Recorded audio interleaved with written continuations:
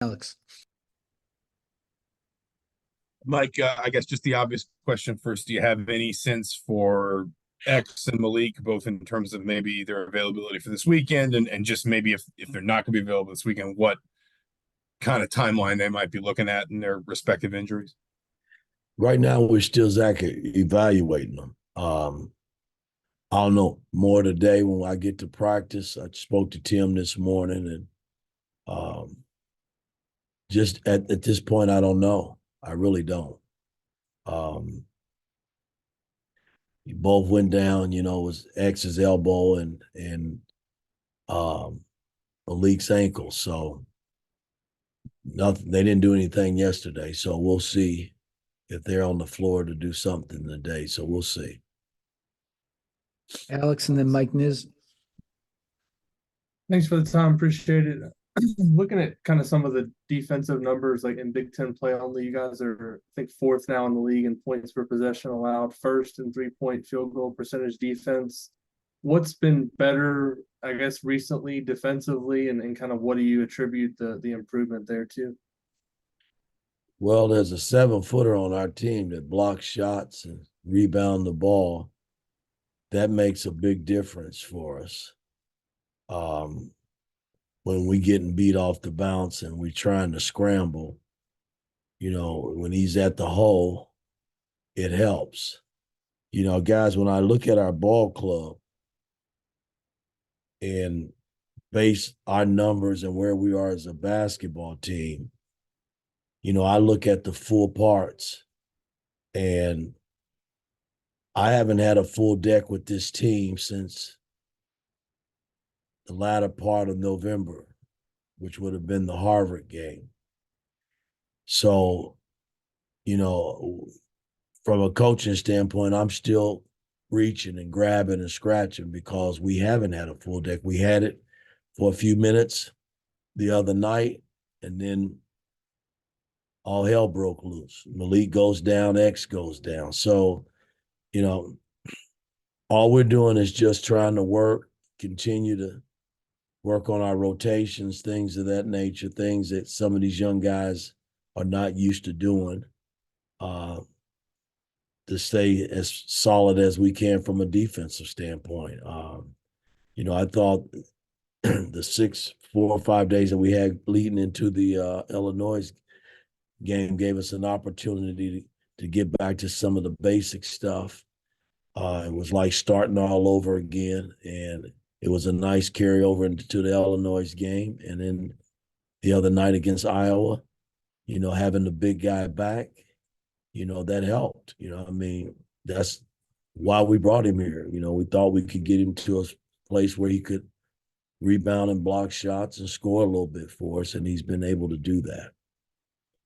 Mike Niz and Mike Schumann. Yeah, Mike, you've talked about kind of the next man up mentality with the injuries, but did you sense the team kind of it all being down, kind of, have to, you get the win, but, you're kind of dealing with this uncertainty moving forward with X and Malik? Did you kind of talk to him, and do you feel kind of that message resonating, that next man up? Well, again, I don't think any of our guys were down. It's been this way, guys, since November. We haven't had a full team since November, and nobody's even printed that. It's like, go win anyway, and I get it. Nobody wants to win in the worst way than Mike Woodson with this ball club. But I think when you put a team together, you're hoping that team can get through a season or be there just to see exactly what kind of team you do have. And that's been the frustrating part for me from a coaching standpoint, because I do think if we're pretty healthy and guys do what they asked to do, we could be a pretty decent basketball team. But it's been a struggle because we just haven't had a full deck, and I don't know if we're ever going to have one, to be honest with you. I don't know what's going to happen with X, and I don't know how long Malik might be out, if he's going to be out. So we just got to keep that next man mentality's got to stay in play, man. Guys that hadn't logged a lot of minutes, your number might be called, and you got to be ready to play and step up and help us win basketball games. Mike, then Jack. Yeah, hey coach. It seems like in a lot of sets you guys have run, you even if X or Gabe have been in the game, you've had Trey at the point. Could you just talk a little bit about what you've seen developmentally from him as a primary ball handler and how he kind of fits what you want to do offensively? Well, I mean, we put him in that position last year when X went down, alongside Jalen. Even though Jalen was the primary ball handler, we stuck Trey in a lot of pick and rolls and gave him an opportunity to get downhill and make basketball plays. So it's been a carryover from last season. That's when it started. And more than ever now, depending on X's situation, Gabe and Trey and Anthony Lil now, because he's in the mix, whoever's in there they're going to have to feel good about handling the basketball and making basketball plays. I mean, that's the only way we're going to get through the rest of this season. Jack, then Daniel. Yeah, Mike, in the last two games, Illinois and Iowa, we've seen you kind of go smaller a few times with some 3 guards or even 4 for a couple brief stretches. Just what do you like about kind of what those lineups give your team, maybe both offensively and defensively?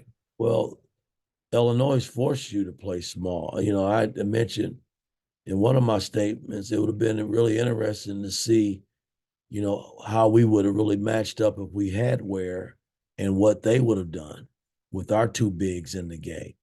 You had no choice but to go small because Ware didn't play. But Iowa, they kept, they kind of forced us to play small because they didn't play their 2 bigs together that much in that ball game. So, it wasn't that I tried to match up with them, but I thought it was the right thing to do because they were small. At one time, they had 2 small point guards in the game, so you could play X and Gabe together.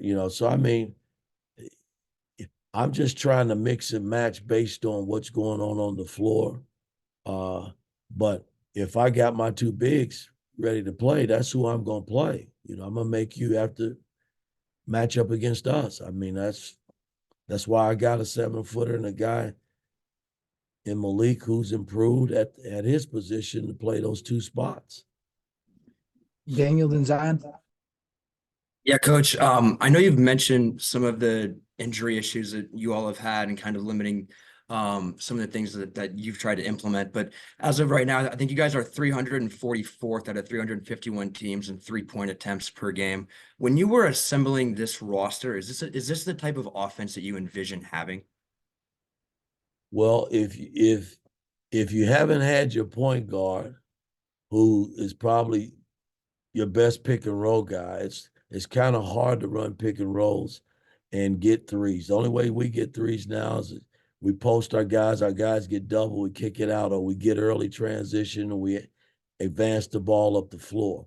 I don't look at that. I mean, you guys, you look at the 3-point shots. We've had a lot of attempts, probably not as many as most of the college teams. Why not make the shots that we've had? That would help, to me, in terms of our shooting percentage. I mean, I don't know what we're shooting right now in the Big Ten. It's not great, and when I look at the guys that are shooting them for us, everybody's down. Gallo's down from last year. I mean, Gallo shot it, I thought, extremely well for us last year. He's not shooting it that well this year. Mac has had his struggles, and you can go on and on. I mean, we're just, our bigs are shooting better threes than our perimeter guys, and it shouldn't be that way. So we just got to keep working the threes that we get. We got to knock them down. You can't play Illinois and go 0 for 9. That's 9 opportunities. You came up dry. So, I mean, you can listen, in the NBA, I led the league in taking threes with the Knicks and made threes. Well, if you got guys that are making them, then you shoot them. And we are shooting some, but hell, you still got to put the ball in the hole, guys. I mean, you can shoot them and shoot them and shoot them. I mean, and every coach in college basketball, after a game that they lose, you hear them say, well, we didn't make shots. We didn't make threes. Well, what are you going to do? You got to keep working at it. And hopefully they'll start knocking them down, the ones that they do shoot. That's kind of how I look at it.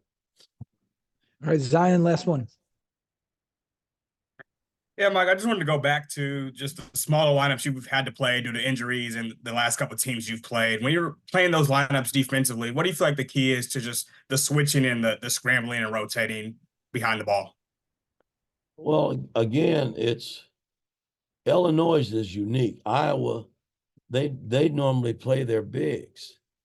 And I thought Ware had did such a good job inside against their bigs and blocking shots and altering shots. He elected to go small and just play the one big at a time, based on what we had after Malik went out. So, I was pleased in that regard, but to answer your question, we have to scramble, because when you're talking about playing smaller guards and Gabe and X before X got hurt, that's two small guys that, got to switch and sometimes they're switching on, like McCaffrey, that, who's 6'8", 6'7", 6'8", So my whole thing is you have to fight and battle. But my theme has always been to try to keep a body on a body, and you got a better chance of defending it. And when the ball goes up, block out. All right, thanks, Coach. All right, guys.